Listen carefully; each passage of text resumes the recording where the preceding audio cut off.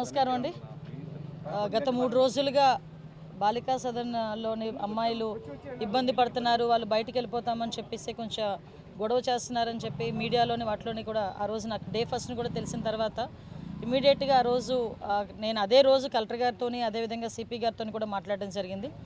Collector గారితో మాట్లాడిన తర్వాత ఇమీడియట్గా ఐసిడిఎస్ వాళ్ళని అదేవిధంగా సిడబ్ల్యూఎస్ వాళ్ళని ఇక్కడికి పంపించి ఇక్కడ పిల్లలతో కూడా మాట్లాడించడం, అదేవిధంగా వాళ్ళు ఏదైతే వాళ్ళు డిమాండ్స్ చేశారో కొన్ని డిమాండ్స్ ప్రకారంగా కొంతమందిని ఇక్కడ నుంచి వాళ్ళ హోమ్స్కి పంపించడం, ఇవన్నీ కూడా రెగ్యులర్గా జరిగిన ప్రొసీజర్లో జరిగినాయి. అంటే డే ఫస్ట్ వాళ్ళు ఎప్పుడైతే యాజిటేషన్ చేశారో నా దృష్టికి కూడా వచ్చిన వెంటనే ఇమీడియట్గా కలెక్టర్ గారితో మాట్లాడిన తర్వాత సిపి గారితో కూడా మేము మాట్లాడినప్పుడు సిపి గారు కూడా ఒక మాట చెప్పారు. అసలు లోపల వాళ్ళు ఏం జరుగుతుంది క్లియర్గా తెలుసుకోవటానికి ఒక ఉమెన్ పోలీస్ని అదేవిధంగా ఒక ఎంఆర్ఓ గారిని కూడా పంపించి లోపల ఇండివిజువల్గా ఒక్కొక్క పిల్లలతో కూడా మీరు మాట్లాడండి అని చెప్పిన తర్వాత ప్రత్యేకంగా వాళ్ళు కూడా లోపలికి వెళ్ళి ఎంఆర్ఓ గారు అదేవిధంగా లోకల్ పోలీస్ కూడా లోపలికి వెళ్ళి అందరితో కూడా క్లియర్గా మాట్లాడడం జరిగింది. అయితే కొంతమంది పిల్లలు ఇక్కడికి వచ్చిన పిల్లల్లో అరౌండ్ ఇక్కడికి 53 to 60 మెంబర్స్ ఉన్నారు. మొన్నటి వరకు ఒక 60 మంది పిల్లలు ఉండేవారు. ఇప్పుడు అరౌండ్ 4 బయటికి పంపించడం జరిగింది, వాళ్ళ హోమ్స్కి ఇంటికి పంపించడం జరిగింది. డిఫరెంట్ ఏరియాస్ నుంచి కూడా ఇక్కడికి వస్తారు. దగ్గర 13 జిల్లాల నుంచి ఇక్కడికి వచ్చే పరిస్థితి కూడా ఉంది. నేను చూశాను ఇందాక 2-3తో మాట్లాడేటప్పుడు రాయ్పూర్ నుంచి ఒక అమ్మాయి ఉంది, జార్ఖండ్ నుంచి ఒక అమ్మాయి ఉంది. వీళ్ళు ఏం చేస్తుంటారంటే తల్లిదండ్రుల నుంచి తప్పిపోయో లేకపోతే తల్లిదండ్రుల మీద కోపంతోనో ఈ రైల్వే స్టేషన్లో ట్రైన్స్ ఎక్కేసి లేక బస్సులు ఎక్కేసి ఇలా వచ్చిన వాళ్ళందరూ కూడా ఈ ఉమెన్ అండ్ చైల్డ్ వెల్ఫేర్ వాళ్ళు వీళ్ళందరూ కూడా వీళ్ళ టీం రెస్క్యూ చేసి ఇక్కడికి తీసుకొచ్చి పెట్టే పరిస్థితి. కొంతమంది ఇక్కడికి వచ్చిన తర్వాత కూడా కొన్ని సందర్భాల్లో వాళ్ళ అడ్రస్లు కూడా వాళ్ళు ఎక్స్ప్లెయిన్ చేయలేరు, చెప్పలేరు. కొన్ని సందర్భాల్లో వాళ్ళ పేరెంట్ తాలూకా ఫోన్ నెంబర్స్ కూడా వాళ్ళు మర్చిపోతారు. కొంతమంది చిన్నపిల్లలు కూడా ఉన్నారు. సో ఇటువంటి సందర్భాల్లో వాళ్ళకి 18 years వచ్చినంత వరకు గవర్నమెంట్ వాళ్ళ సెక్యూరిటీలో పెట్టుకోవడానికి వాళ్ళ పరిధిలో పెట్టుకొని వాళ్ళకి ఇక్కడ కూర్చొని ఇక్కడ ఈజీగా ఏదో పెడుతున్నాము హాస్టల్ పెడుతున్నాము అన్నది కాకుండా నేను లోపలికి వెళ్ళిన తర్వాత చూసి వచ్చాను. కంటిన్యూగా వాళ్ళకి చదువుకునే ఉద్దేశం ఉంటే కనుక వాళ్ళకి కంటిన్యూగా 10th క్లాస్కి అటెంచడం అనేది ఓపెన్ స్కూల్స్ నుంచి అదేవిధంగా ఇంటర్మీడియట్కి అటెంచడం అనేది కూడా జరుగుతుంది. అట్ ద సేమ్ టైం కొంతమందికి వాళ్ళ ఇంట్రెస్ట్ మీదుగా బ్యూటీషియన్ కోర్సెస్ నేర్పించడం, కుట్టులు అల్లికలు నేర్పించడం ఇవన్నీ కూడా జరుగుతున్నాయి. వీళ్ళకి రెగ్యులర్గా నేను లోపల ఆ పిల్లలతో కూడా మాట్లాడాను. రెగ్యులర్గా వాళ్ళకి క్యారమ్స్ ఆడించడానికని స్పోర్ట్స్ ఆడించడానికని కొంతమంది డిప్లాయ్ అవుతుంటారండి. మేము ఇక్కడ బాగానే ఉన్నాము, కాకపోతే కొంతమంది పిల్లలు వాళ్ళ ఇంట్లోకి వెళ్ళడానికి అని చెప్పేసి ఇబ్బంది పడి మొన్న కొంచెం ఇబ్బంది పెట్టారని కూడా చెప్పడం జరిగింది. అయితే ఇక్కడ గవర్నమెంట్ పరంగా మేము తీసుకోవాల్సిన చర్యల గురించి కూడా చర్చించినప్పుడు ఉన్న డిపార్ట్మెంట్ వాళ్ళతో డెఫినెట్గా ఇక్కడికి సైక్రాటిస్ట్ ఎవరైతే ఉన్నారో అంటే కొంతమంది పిల్లలు ఇక్కడ పోక్సో కేసులో కొంతమంది ఉంటారు. అంటే చిన్నప్పుడే ఆ లైంగిక దాడి అనేది జరిగితే వాళ్ళు మెంటల్గా కొంచెం డిస్టర్బ్ అవుతారు. ఎప్పుడైతే డిస్టర్బ్ అయ్యారో బయట చూసిన ప్రతి వాళ్ళని కూడా చూసి భయపడటం, అదేవిధంగా వాళ్ళు కొంచెం డిస్టర్బ్డ్గా బిహేవ్ చేయటం, దీంట్లోని వాళ్ళు డెఫినెట్గా డాక్టర్ పర్యవేక్షణలో వాళ్ళు కొంత మెడికేషన్ కూడా తీసుకోవాల్సిన అవసరం ఉంటుంది. సో ఇటువంటి సందర్భాల్లో వాళ్ళకి ఎక్స్ప్లెయిన్ చేసే పరిస్థితి కూడా లోపల దగ్గర 15 మంది స్టాఫ్ పనిచేస్తున్నారు. వీళ్ళందరూ కూడా సేమ్ అదే పనిలో వాళ్ళందరూ ఉంటున్నారు. సో నేను ఇందాకే మన కలెక్టర్ గారితో కూడా మాట్లాడడం జరిగింది. డెఫినెట్గా వీళ్ళని బయటకు తీసుకెళ్లకుండా ఏదో వాళ్ళని ఎక్కడికో తీసుకెళ్తున్నారు, మమ్మల్ని మెంటల్ హాస్పిటల్కి తీసుకెళ్తున్నారు ఇలాగా అన్న ఫీలింగ్ లేకుండా అంటే ఒక్కసారిగా వాళ్ళకి పేరెంట్స్ దగ్గర లేకపోయేసరికి అంతవరకు పేరెంట్ కంట్రోల్లో ఉన్న లేకపోతే ఎక్కడైనా వాళ్ళ ఇళ్లలో ఉండి ఒకేసారి ఇక్కడికి వచ్చేసరికి వాళ్ళు మెంటల్గా కొంచెం డిస్టర్బ్ అయ్యి వాళ్ళు సూసైడ్ అటెంప్ట్స్ చేయడం అన్నది లేకపోతే వాళ్ళు కోసేసుకోవడం అనేది రకరకాలు చేస్తుంటారు. సో వీళ్ళు కూడా భయపడి డాక్టర్ గారికి పంపిస్తే దాన్ని ఏదో పెద్ద భూతద్దంలో చూపించి ప్రతిపక్షాల వాళ్ళు కూడా వీళ్ళు మెంటల్ హాస్పిటల్కి తీసుకెళ్తున్నారట, స్లీపింగ్ పీల్స్ వేస్తున్నారంట, ఇలాంటి మాటలన్నీ మాట్లాడారు. అమ్మ చిన్నపిల్లల మీద రాజకీయాలు చేయాల్సిన అవసరం లేదు. మన రాజకీయాలు చేసుకోవడానికి చాలా ప్లాట్ఫామ్స్ ఉన్నాయి. అక్కడ రాజకీయాలు చేసుకుందాం, అక్కడ మాట్లాడేసుకుందాం, లేదు అనుకుంటే తిట్టేసుకుందాం. కానీ తల్లిదండ్రులకి ప్రేమకి కూడా దూరం అయ్యి సొసైటీలోని చిన్నప్పుడే ఒక లైంగిక దాడికి గురయ్యి సొసైటీ మీద ఎవరి మీద కూడా నమ్మకం లేక ప్రభుత్వ పర్యవేక్షణలో ఉన్న ఇలాంటి బాలికల మీద కూడా మనం రాజకీయం చేయడం అనేది మంచి పద్ధతి కాదు. సో నేను ఒకటే హెచ్చరిస్తున్నా, అటువంటి పరిస్థితి ఒకటి గవర్నమెంట్ పరంగా మేము వాళ్ళకి తీసుకోవాల్సిన అన్ని జాగ్రత్తలు తీసుకున్నాం. ఆఖరికి హైకోర్టు నుంచి కూడా జడ్జి గారిని కూడా ఒకరిని ఇక్కడ విజిట్ చేయమని కూడా వచ్చింది. వాళ్ళు కూడా వస్తారు, విజిట్ చేస్తారు. సో ఇక్కడ ప్రభుత్వ పర్యవేక్షణలో ఉన్న బాలికలు నిజంగా వాళ్ళ పేరెంట్స్ కనుక విల్లింగ్ అయ్యి వాళ్ళని తీసుకెళ్లేటట్టయితే ఇక్కడ నామ్స్ ఉంటాయి. సిడబ్ల్యూసీ వాళ్ళు అక్కడ చైర్మన్ విల్లింగ్ ఇవ్వాలి. ఇక్కడ చైర్మన్ అక్కడ చైర్మన్తో మాట్లాడితే వాళ్ళు విల్లింగ్ ఇవ్వాలి. కొన్ని కోర్టు కేసెస్ ఉంటాయి, కోర్టు ఆర్డర్ చేస్తుంది పలానా హోమ్లో పెట్టండి అని, అది కూడా కోర్టు తిరిగి ఆర్డర్ ఇస్తేనే ఇక్కడ నుంచి పంపించగలం. అలా సో ఇటువంటి సిచ్యువేషన్స్లో వాళ్ళు అడిగిన వెంటనే మేము పంపించే పరిస్థితి ఉండదు. ఎందుకంటే బాలికల సంరక్షణ అనేది ప్రభుత్వ ధ్యేయం. ఆ బాలికల సంరక్షణ విషయంలో బాలికలు కూడా తిరిగి గట్టిగా మాట్లాడినా మేము వెళ్ళిపోతామని చెప్పినా కూడా అక్కడ వాళ్ళు వెళ్ళిన తర్వాత వాళ్ళకి సరైన సదుపాయం ఉండకపోయినా వాళ్ళకి ప్రాబ్లం ఉంటుంది అని గవర్నమెంట్ కానీ సిడబ్ల్యూసీ వాళ్ళు కానీ మాకు రిపోర్ట్ ఇస్తే పంపించే పరిస్థితి కూడా ఉండదు. కాబట్టి ఇవన్నీ కూడా అర్థం చేసుకోండి. ఎక్కడ కూడా ఎటువంటి ఇబ్బంది లేకుండా చూసుకునే బాధ్యత గవర్నమెంట్ తీసుకుంటుంది. దీన్ని కూడా రాజకీయం చేయొద్దని మాత్రం కోరుకుంటున్నాం. ఎందుకంటే రాజకీయం చేయడానికి కూడా మనకి మనస్కరించాలి. ఆ లోపల పిల్లల్ని చూస్తే మనసు తరుక్కుపోయింది. నిండా 18 సంవత్సరాలు లేవు, అందరూ 18 సంవత్సరాల లోపు పిల్లలు అక్కడ ఉన్న వాళ్ళందరూ. ఒక్కొక్కరిది ఒక్కొక్క గాథ. వాళ్ళ మీద రాజకీయాలు దేనికండి? వీలైతే సాయం చేద్దాం, సపోర్టివ్గా నిలబడదాం.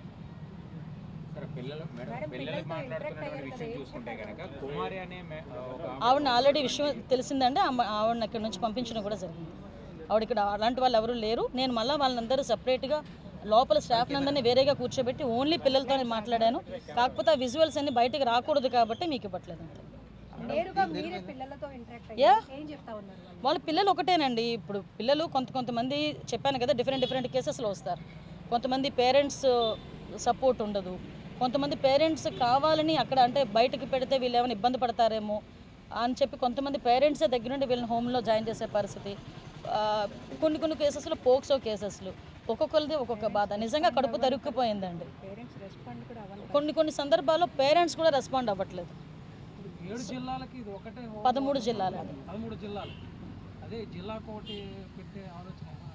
ప్రస్తుతానికి నో ఇక్కడ చాలా పెద్ద బిల్డింగ్, లోపల పెద్దది, సఫిషియెంట్గానే ఉన్నారు. అన్ని క్యాంప్స్ అన్నీ ఉన్నాయి, కెమెరాస్ అన్నీ ఉన్నాయి.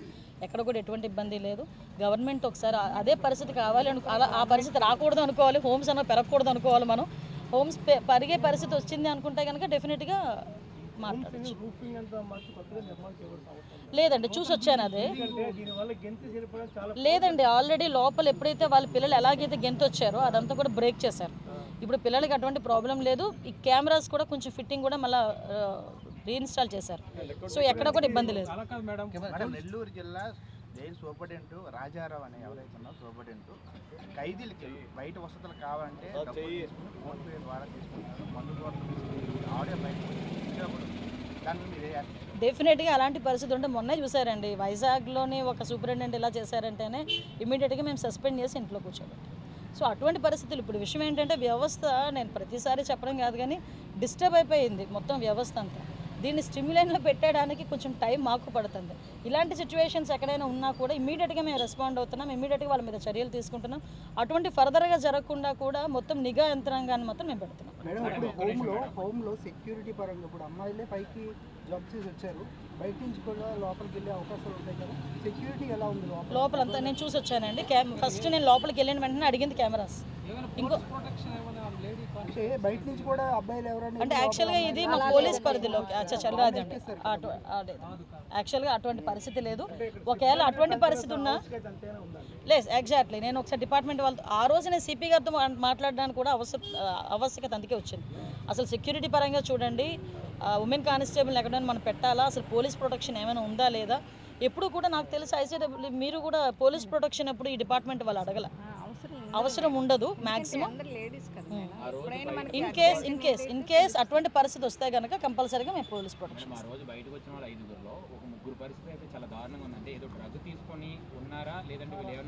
లేదు, వాళ్ళు యాక్చువల్గా మెంటల్గా బాగా కొంచెం డిస్టర్బ్ అయ్యి వాళ్ళు డిప్రెషన్లో ఉంటారు. డిప్రెషన్లో ఉన్న వాళ్ళ పరిస్థితి లోపల నేను 4-5 మాట్లాడాను. నేను ఒక్కదాన్నే మాట్లాడాను. నో అందుకే నాకు కొన్ని తెలుసు. నాకు తెలుసు కదండి. లేదు, అందుకే స్టాఫ్ అందరినీ దూరం పెట్టి నేను ఈ మేడం ఇద్దరమే కలిసి కూర్చొని వాళ్ళు ఏం లేదు, మా ఇంటికి పంపించండి, మేము వెళ్ళిపోతాం. సో జనరల్గా ఉన్న ఆలోచనే అది వాళ్ళకి, ఇంటికి పంపించేస్తే వెళ్ళిపోతామని. కానీ వాళ్ళ ఇంటికి పంపించాలి అనుకుంటే గవర్నమెంట్ దగ్గర నుంచి ఒక ఆర్డర్ రావాలి. అది గవర్నమెంట్ ఎప్పుడు ఇస్తుందంటే ఆ ఇంటికి వెళ్ళిన తర్వాత వాళ్ళ పేరెంట్స్ అమ్మాయిని బాగానే చూసుకుంటారు, ఆ అమ్మాయికి ఎటువంటి ఇబ్బంది లేదు, ఎటువంటి రిస్క్ రాదు, ఆ అమ్మాయిని ఇంకా మళ్ళీ ఫర్దర్గా అమ్మాయికి ఎటువంటి ప్రాబ్లమ్ రాదు అని ఐసీడబ్ల్యూఎస్ వాళ్ళు, ఈ సిడబ్ల్యూఎస్ వాళ్ళు వీళ్ళందరూ కూడా నమ్మితే సంతకం పెడతారు, అప్పుడు వస్తారు. బాలికలు ఈ పైనకి పెంకులు వేయడం, రోడ్డు మీద వేయడం, కొట్టడం, పిచ్చిగా బిహేవ్ చేశారు మేడం. ఇంటికి వెళ్ళి అలా బిహేవ్ చేయరని గ్యారంటీ ఏంటి? ఒకవేళ బిహేవ్ చేస్తే పరిస్థితి ఏంటి అంటారు? మళ్ళీ తీసుకొచ్చి అటాక్ చేస్తారు. మళ్ళీ వాళ్ళు తీసుకొచ్చి ఇక్కడ పెట్టాలి. ఇప్పుడు మేము అందుకేనమ్మా మేము పరిస్థితి ఏంటంటే నేను చాలా క్లియర్గా డిపార్ట్మెంట్ వాళ్ళతో మీకు నా సంగతి తెలుసు, ఏది కూడా కూలంకషంగా తెలుసుకోకుండా మీ మీడియా ముందుకే రాను. నేను యాక్చువల్గా డే ఫస్ట్ నుంచి కూడా నాకు మీరే పెట్టారు, నాకు చిన్న వాట్సాప్ పెడితే చూసి ఇమీడియట్గా కలెక్టర్తో సిపి గారితో మాట్లాడి ఆ రోజు నుంచి కూడా నేను మల్లేశ్వరం మా సిఐ గారు కూడా ఇక్కడ ఆర్లో సిఐ గారు కూడా కంటిన్యూగా ఇక్కడే ఉన్నారు. సో మొత్తం అంతా మానిటరింగ్ చేసుకొని ఇది షార్ట్ అవుట్ అవుతుంది అని అనుకున్నాను. ఎక్కడో ఒకటి చిన్న అప్పుడప్పుడు మళ్ళీ ఈ ప్రెస్లో కూడా రాకుండా అసలు ఏం జరిగిందో నేనే వెళ్ళి చూసొద్దామని చెప్పేసి ఈరోజు నేను రావడం జరిగింది. అంటే విషయం ఏంటంటే ఆంధ్రప్రదేశ్ హోమ్ మినిస్టర్ ఏ రోజు వైజాగ్లోనే కూర్చోదు, లేకపోతే అక్కడే ఉండరు. ఆ రోజు నేను ఉన్న సందర్భం విజయవాడలో ఉన్నాను. విజయవాడ నుంచి ఇమీడియట్గా నేను ఆవిడకన్నా ముందే నేను కలెక్టర్ గారితో మాట్లాడాను. ఇక్కడ డిపార్ట్మెంట్ వాళ్ళని పంపించుకున్నాం. ఎవరో మాకు గుర్తు చేస్తే పనిచేసే పొజిషన్లో అయితే మేము లేమమ్మా. మా బాధ్యత మాకు తెలుసు.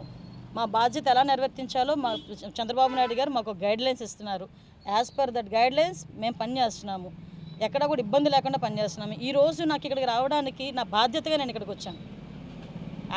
ఎస్పెషల్లీ ఒక 50-60 మంది ఆడపిల్లలు ఉన్నారు. వాళ్ళ బాధ్యతగా వాళ్ళు ఏం జరుగుతుందో తెలుసుకోవాలనే ఉద్దేశంతో వచ్చాను. ఇష్యూ షార్ట్అవుట్ అయిపోయింది, అది మీకు తెలుసు. 5 అల్లరి చేశారు, ఒకళ్ళు కోర్టు కేసు, 4 ఇంటికి పంపించాం. చేతులు దులిపించుకోవచ్చు కదా, మేము చేతులు దులుపుకోలేదే. మళ్ళీ అసలు ఇక్కడ ఏం జరిగింది, ఏం జరగబోతుంది, మళ్ళీ ఫర్దర్గా ఎటువంటి ప్రాబ్లం రాకుండా చూసుకోవాలని చూసుకున్నాం.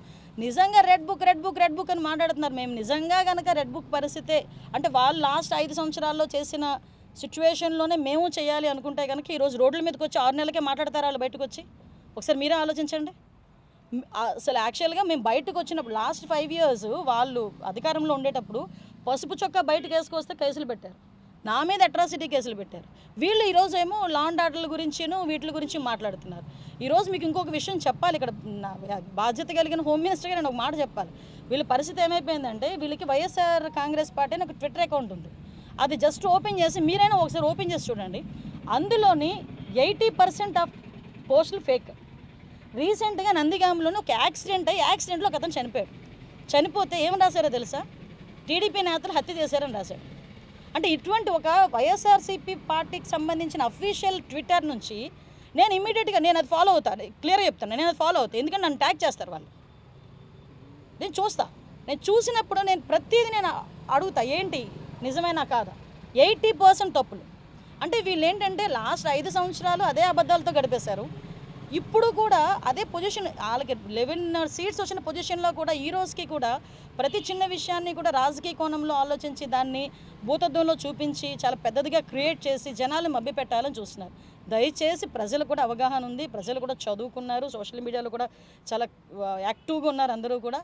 సో ప్రతి ఒక్కటి కూడా ప్రజలకు చెప్పాల్సిన బాధ్యత ఉంది కాబట్టి మేము చెప్తున్నాం. మేడం, సెంట్రల్ జైలుకి సంబంధించి కేసులు నడుస్తున్నాయి, అది అయిపోయిందా? ఎక్కడి వరకు దానికి సొల్యూషన్? కేసు నడుస్తుందని ఎంక్వైరీ రిపోర్ట్ ఇస్తారు. ఆల్రెడీ మేము సస్పెండ్ చేసాము, ఇంకా లోపలికి ఎంక్వైరీ జరుగుతుంది.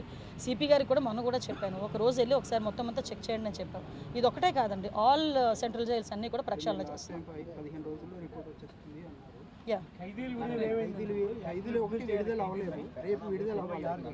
యాక్చువల్గా ఒక చిన్న ఇష్యూ నడుస్తుందండి, కోర్టు ఇష్యూ నడుస్తుంది, దానివల్ల ఆగింది. మీకు ఇష్యూ ఏంటంటే లాస్ట్ 5 సంవత్సరాలు ఎవడో పట్టించుకోలే. మేము ఇప్పుడు కనీసం ఫైల్ అయినా మూవ్ చేసాం, కొంతమందికి క్షమాభిక్ష ఇవ్వాలి అని ఫైల్ అయినా మూవ్ చేసాం. ఒక చిన్న ప్రాబ్లం అన్నది రైజ్ అయింది, టెక్నికల్ ప్రాబ్లం అవుతుందండి, డెఫినెట్గా అవుతుంది.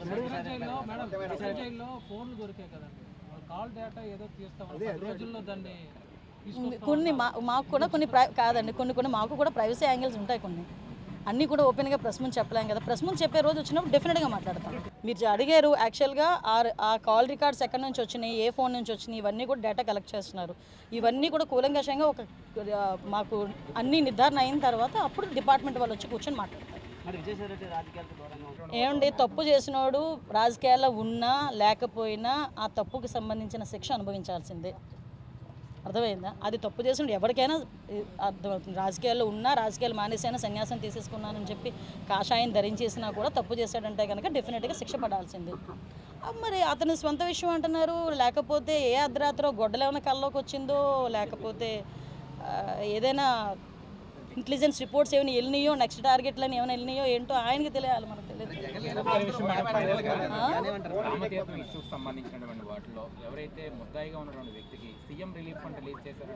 ఏంటి ఆ రోజే మాట్లాడాను స్వామి. విషయం ఏంటంటే విషయం ఏంటంటే ముందు మీరు గ్రహించండి. అసలు నేనేమంటానంటే పొలిటికల్ లీడర్లుగా మేము బోల్డ్ మాట్లాడతాం, ఓకే, కానీ మీరు వేసేటప్పుడు అది నిజమా కాదా అనేది కూడా వాళ్ళని కూడా క్వశ్చన్ చేయాలి. నేను విజయనగరంలో ప్రెస్ మీట్ పెట్టినప్పుడు కూడా చెప్పా, అతను ముద్దాయి కాదు, విట్నెస్. అతని విట్నెస్ నా దగ్గర రిపోర్ట్ కూడా ఉంది. ఆ విట్నెస్ కూడా ఎవరంటే ఆయన ఆ చెరువులోని ఏదైతే నీళ్లు తోయడానికి వచ్చిన ఇంజిన్ ప్రొవైడ్ చేసిన వాడు, అట్ ద సేమ్ టైం ఆయన ఒక ఆటో డ్రైవర్, ఆయన ఒక విట్నెస్. ఆయన అది ఎలా మొత్తం నీళ్ళంతా తీసేసిన తర్వాత నీళ్లు తోడినందుకు గాను గవర్నమెంట్ వాళ్ళు, పోలీస్ డిపార్ట్మెంట్ వాళ్ళు అతనికి 1000 రూపాయలు బజానా కూడా ఇచ్చారు. అదంతా కూడా విట్నెస్ కూడా ఇచ్చారు. అది Chandaka Suribabu, I think so. నా దగ్గర ఆర్డర్ కాపీ, విట్నెస్ ఏం మాట్లాడాడో కూడా ఉంది, మీకు పంపించమంటే పంపిస్తాను. అంటే ఇన్ని సంవత్సరాలు రాజకీయం చేసి, మంత్రులు చేసి, పార్టీ అధ్యక్షులు చేసిన ఆయనకి కూడా ఒక ముద్దాయికి, విట్నెస్కి, అది సాక్షికి తేడా లేకపోవడం అనేది, తేడా తెలియకపోవడం అనేది దౌర్భాగ్యం. పోనీ నేను అంటాను, విట్నెస్ ముద్దాయో అతనికి ఏదో చనిపోయే పరిస్థితిలోకి వచ్చేసాడు, అటువంటి సమయంలో సీఎం రిలీఫ్ ఫండ్ నుంచి ఒక 5 లక్షలు ఇచ్చాం. తప్పేంటి? హ్యుమానిటీ బేసిస్ మీద ఆలోచించవచ్చు కదా.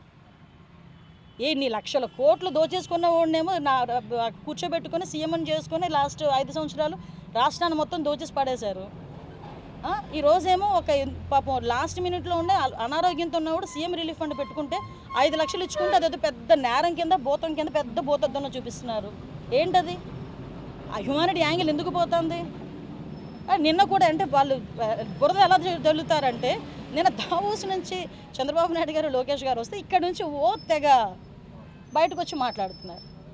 అదే దావోస్ 4 సార్లు అక్కడ సబ్మిట్ జరిగితే, ఒకసారి వెళ్ళి తర్వాత నుంచి ఆ ఒక్కసారి వెళ్ళిన రోజు కూడా తిన్నాల్లో తప్పిపోయిన కుర్రోడ్లాగేమో బిత్రచూపులు చూసుకొని ఏం మాట్లాడాలో తెలియక ఇట్స్ వెరీ లెంతీ క్వశ్చన్ అని చెప్పి మాట్లాడి బయటకు వచ్చేసారు. మళ్ళీ ఎందుకు వెళ్ళలేదయ్యా అని అడిగితే, అబ్బోబ్బో చలి -5 డిగ్రీలు, స్నానం చేయలేము, మా గడ్డ కట్టేసింది, మా సెక్రటరీ పడిపోయాడని చెప్పి కబుర్లు ఆడారు. మరి ఇంకేం చేసావయ్యా అంటే గుడ్ అంటాడు. వీళ్ళు కూడా బయటకు వచ్చి చంద్రబాబు నాయుడు గారి గురించి, అరే అక్కడికి వెళ్ళిన తర్వాత చంద్రబాబు నాయుడు గారు, లోకేష్ గారు నిజంగా 3 రోజుల పాటు మనకు ఉన్న భౌగోళిక అంశాలు ఎలా ఉన్నాయి, మన కోస్టల్ ఏరియా ఎంత ఉంది, ఏ పెట్టుబడులు పెడితే ఇక్కడ వాళ్ళకి లాభాలు చేకూరుతాయి, వాళ్ళకి ఎటువంటి ఫెసిలిటీస్ కావాలని ఇస్తామని బిల్ గేట్స్ లాంటి వ్యక్తే ఆ రోజు చంద్రబాబు నాయుడు గారితో కలిసి కూర్చొని మాట్లాడుకొని ఆయన విడుదల చేయబోయే పుస్తకాన్ని చంద్రబాబు నాయుడు గారికి బహుకరిస్తే దేశమంతా గర్వించదగ్గ సిచ్యువేషన్ని వీళ్ళేమి ఈ రకంగా మాట్లాడుతున్నారు. అది వీళ్ళ పరిస్థితులు. మరిన్ని వీడియోస్ కోసం ఛానల్ ని సబ్స్క్రైబ్ చేయండి. లేటెస్ట్ అప్డేట్స్ కోసం వాట్సాప్ ఛానల్ ని ఫాలో అవ్వండి. ఆ లింక్ డిస్క్రిప్షన్ లో ఉంది.